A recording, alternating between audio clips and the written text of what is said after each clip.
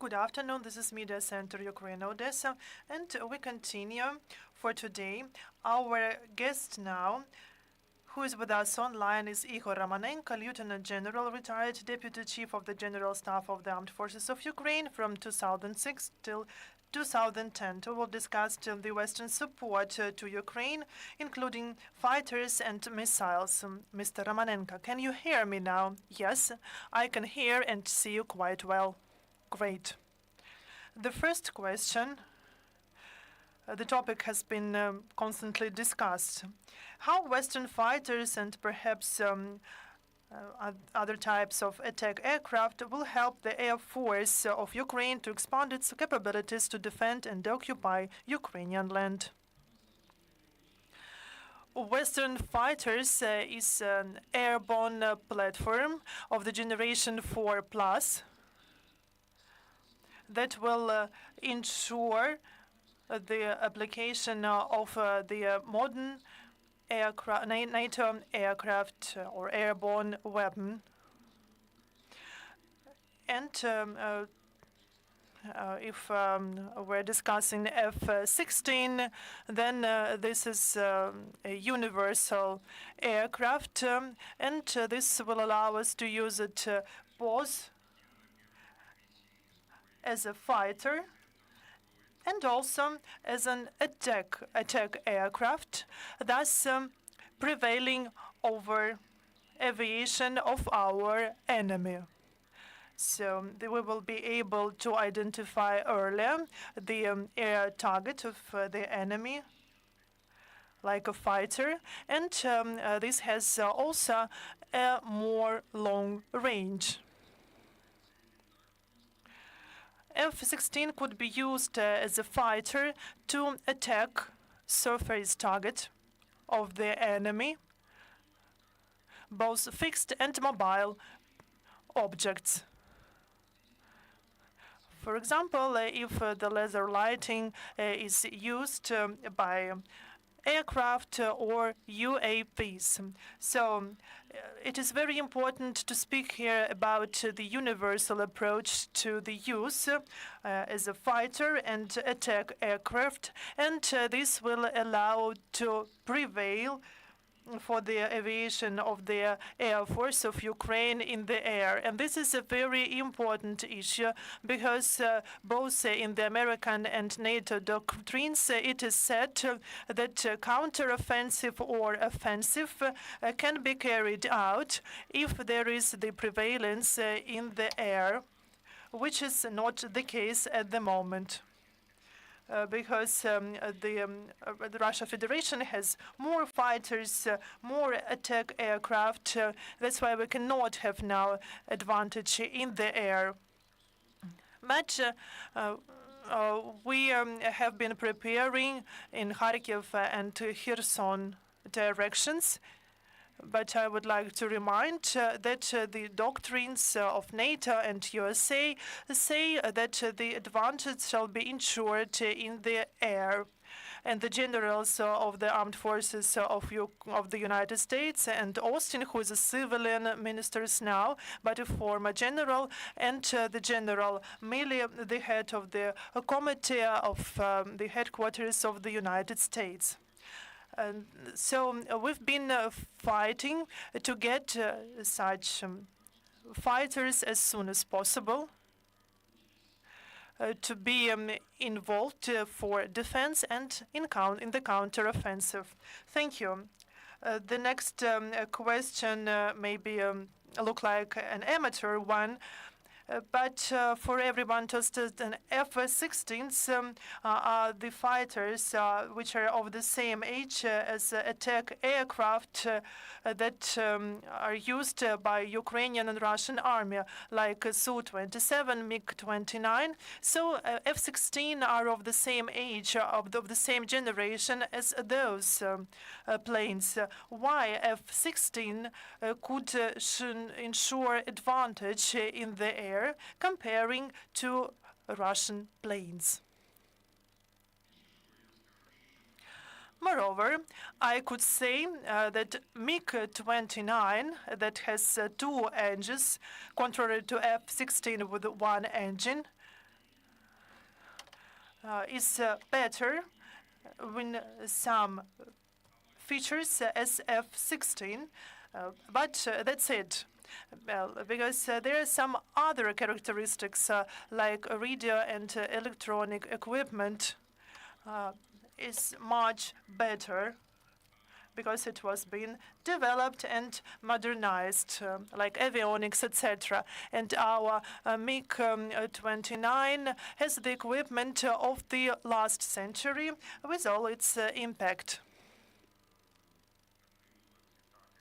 That's why F-16 that has been modernized numerous times and that we hope to get can be compared to the American Patriot. So we have the latest modification, PEC-3. Also, there are previous modifications like PEC-2 that can be used against aerodynamic targets like cruise missiles, aircraft, helicopters, and UAVs. F-16 is an example of the 4+ generation that has better characteristics than modern planes of the armed forces of the Russian Federation, like Su-35 and Su-30, etc. And this is actually the gist of the approach, why we need those fighters. As for the prospects, then of course we need a more powerful fighter like F-15, which is also rather old, but this is the type of fighters that could carry the biggest number of weapons. Combined with UAVs, will ensure efficient find to get advantage in the air and to use the fighters and aircraft to the maximum extent possible. The next question is about missiles. For almost 1 year and a half now, we can see the change of the balance of power when Ukraine gets Western weapons like Patriot, HIMARS, and the cruise missiles that have been handed over by the Great Britain lately, Shadow Storm. They quite quickly change the balance of powers. What else is needed for further deoccupation, for further repelling of the Russian Federation, Russian Federation's army outside the borders of Ukraine? Perhaps some ballistic complexes. We need at least to even the fight and combat capacity of Ukrainian armed forces with the forces of the Russian Federation on the territory of Ukraine. When the war started last year, their capacity was 3 times more than our capacity. There were some amateur approaches because at the beginning of war we had around 250,000 officers, contrary to their bigger amount. And so we need to understand the ratio of power, which should be from 3 to 5 times. But we should not only count some separate servicemen, but we need to count the military potential or capacity, including weapons, machinery, device, training, procurement. At the beginning, their potential, their capacity was 3 times more than in Ukraine. During this period, that gap has decreased in 1/3, but still they have better capacity when it comes to missiles, aviation, and artillery.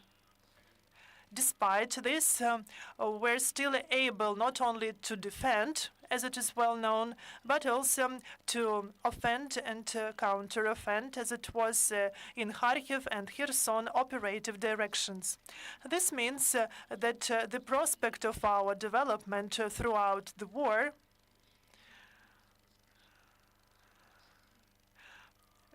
requires quality weapons and the relevant training for our officers and servicemen, and also the massive supply of modern types of weapons, not only for now, but also for the future. We need as many modern weapons as possible that we will train to operate to effectively use it. And thanks to this, we will be able to occupy our country. Thank you. I have a question from one of my colleagues. Please turn on the mic and introduce yourself. Good afternoon, Vyacheslav Goloshenko, Guberatsky Tizhdень. Mr. General, can you explain, will it take long for Ukrainian pilots to train how to operate the mentioned planes? And to the question about the curriculum in the relevant institutions. This is not the question about our programs, about our curricula. This is about Western retraining programs for our operators to be trained to use Western types of weapons.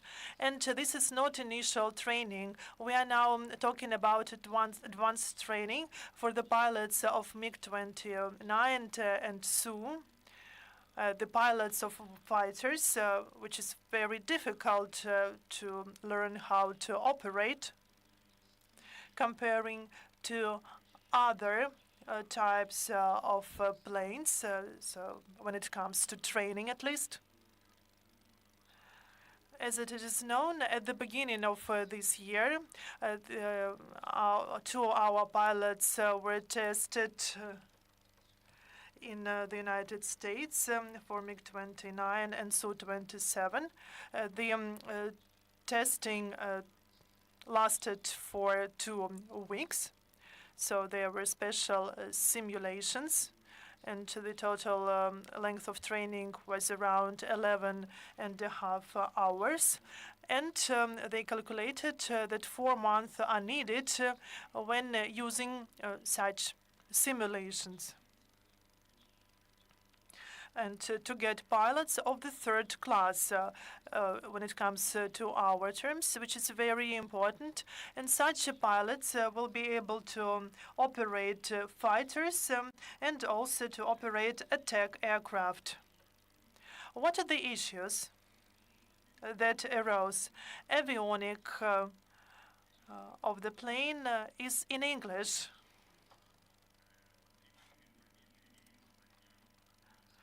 So we need the proper level of English command. The English command was not enough, but the representatives of the United States told themselves that our pilots would be able to train so fast, and this is actually the general trend when it comes to different types of weapons, because our servicemen are very motivated and they learn rather quick. And they are hardworking when it comes to learning how to operate different types of military machinery. Over the 2 weeks, our pilots learned not only avionics, but also they improved their English because they are motivated. But there is experience of not only those centered in the United States, but other countries that provided retraining. Like in France, who retrained Germans from MiG-29 to Mirage 2000.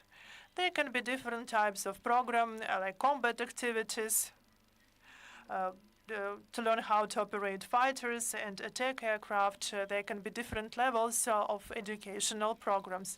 And it was calculated that depending on the task, from 3 to 6 months is needed to be fully trained. And of course, I would not like to disclose unofficial information, but I can say that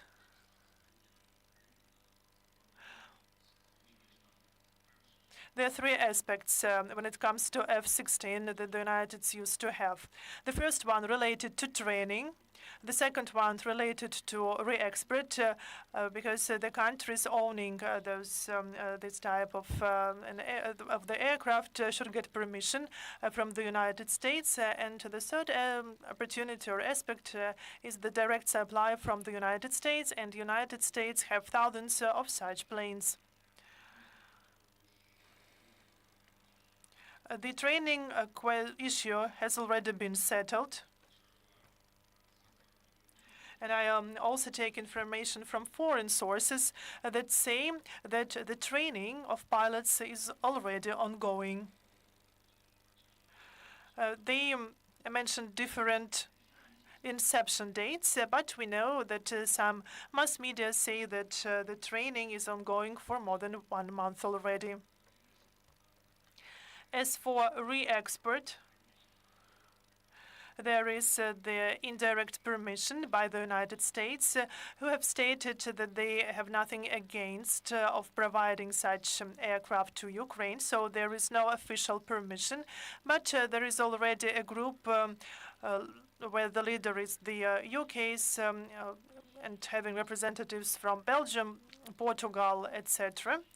Of course, they do not want to disclose information due to different reasons. But this will lead to the situation when the countries, even if they don't have such fighters, can accumulate funds and different resources to ensure the supply of the fighters mentioned. There are 4,500 of such planes all over the world of different modifications. Different countries can have different modifications, but this is more for justification when this, because of course there are issues, challenges, but we need to overcome them. This can be told about any new business. So we can justify why we cannot do something, or we can find ways to overcome the obstacles. And that's the part of our work, to persuade our allies to move on,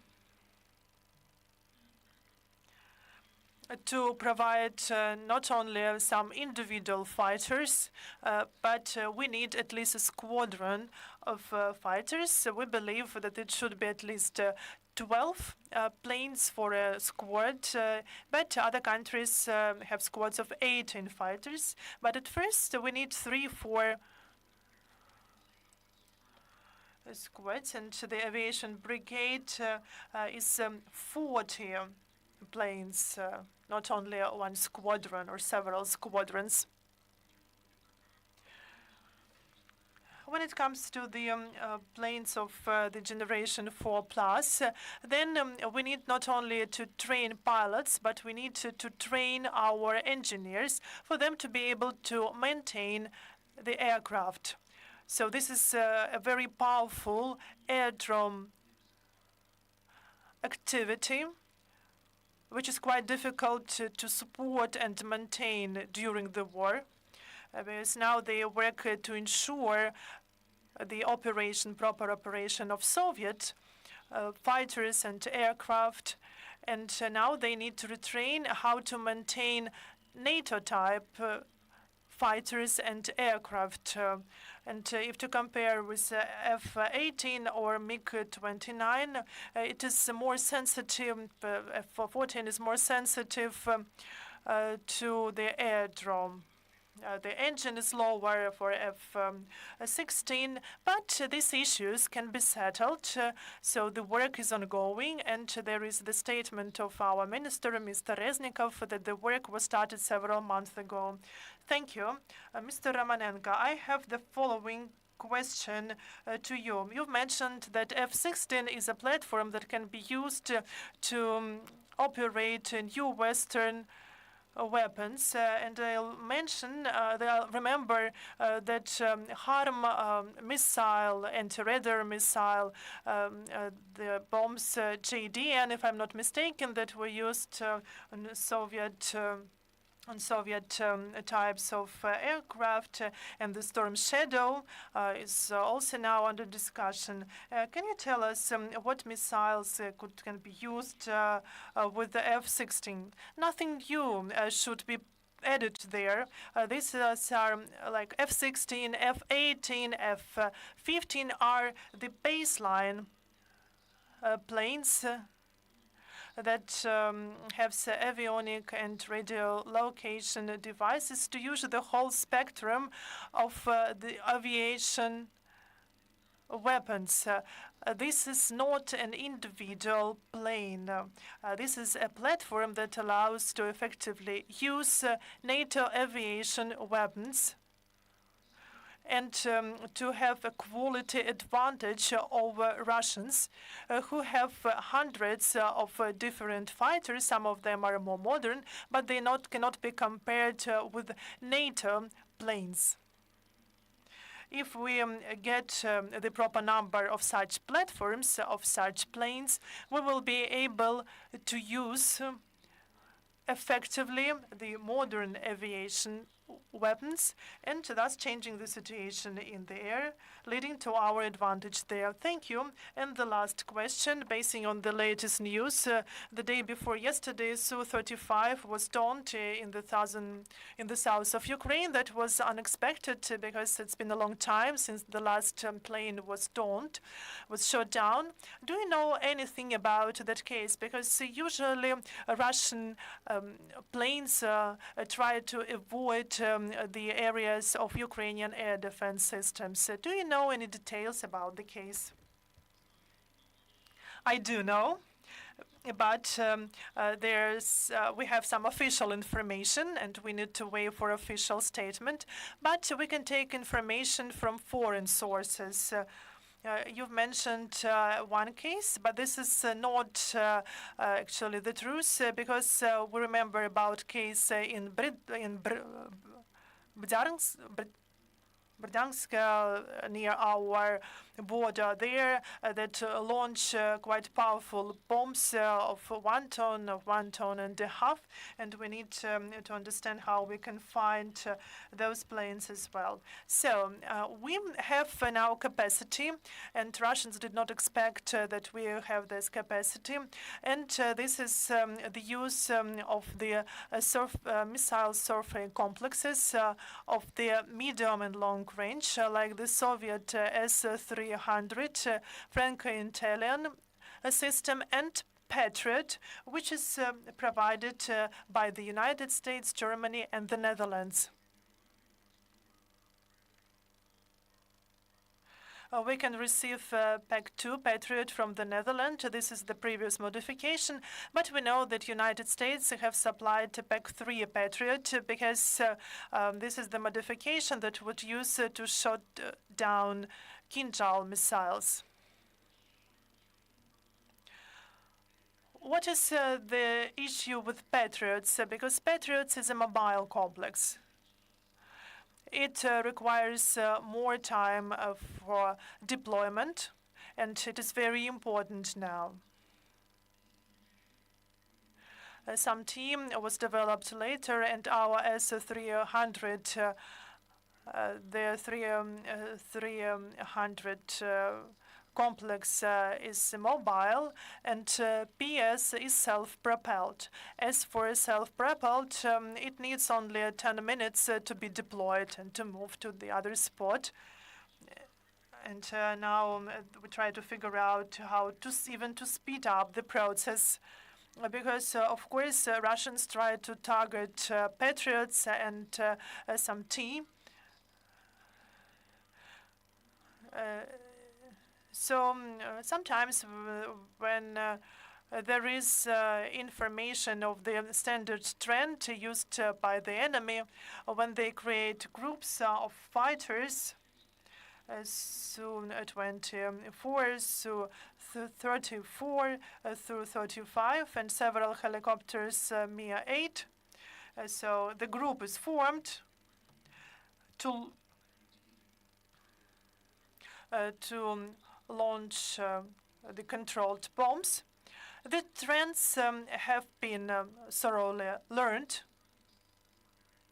And when the range allows to attack them, the result is there. And remember that one day 4 of 5 aircraft, 8 or 9 pilots were downed, and now there is a deficit of pilots. They are trained pilots, and the same situation was with Su-35. So they felt quite free in that area, and they did not expect that they could be attacked.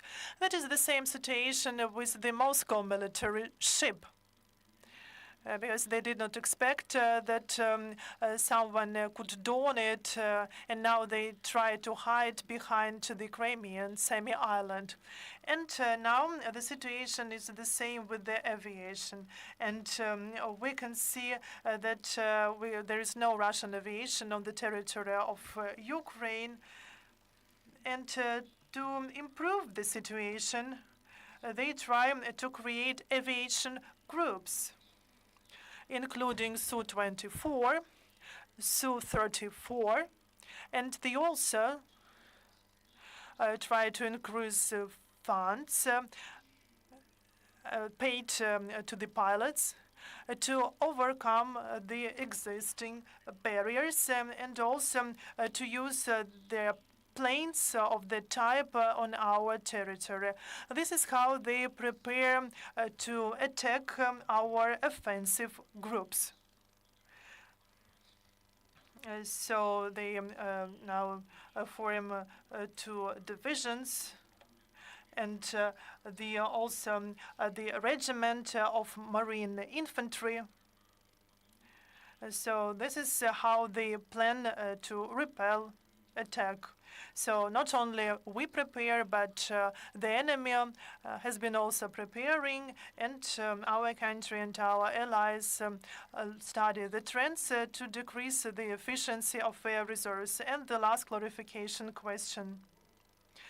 So we can say that the downed Su-35 in the south of Ukraine is a kind of a guarantee that the missile attacks of the settlements in Kherson Oblast will not be that intensive as they used to be, because they will be afraid to get in those areas.